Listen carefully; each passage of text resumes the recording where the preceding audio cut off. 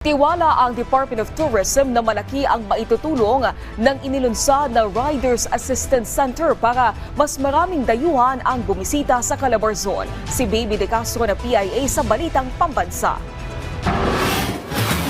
Binuksan sa Santo Tomas City ang pinakaunang Riders Assistance Center sa Batangas na layong makapagbigay ng pansamantalang himpilan o pahingahan para sa mga motorcycle riders na dumadaan sa lungsod. Target din ng proyekto na itaguyod ang ligtas at responsableng pagmumotorsiklo sa lungsod. Suportado ng DOT ang proyekto na makakapagpalakas sa sports tourism at makakatulong sa pagpapalakas ng turismo at magpapalago sa ekonomiya ng Batangas. Iikot ang ekonomiya natin. Siyempre, kung may riders, yung ating mga destination, yung ating mga hotels, yung ating mga kakainan. As I look now ng Santo Tomas, Batangas, ibang-iba na ang ating Santo Tomas.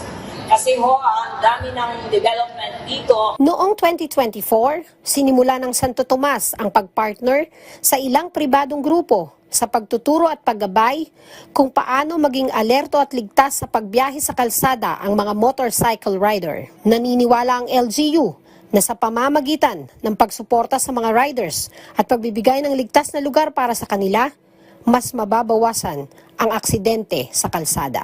Inaasahang mapapalakas ng Santo Tomas Riders Assistance Center ang motorcycle tourism sa lalawigan. Bilang gateway sa Batangas, magkakaroon rin ito ng mahalagang papel sa pagtataguyod ng road safety at responsible riding sa rehiyon. Mula sa PIA Calabarzon, Baby De Castro, para sa Balitang Pambansa.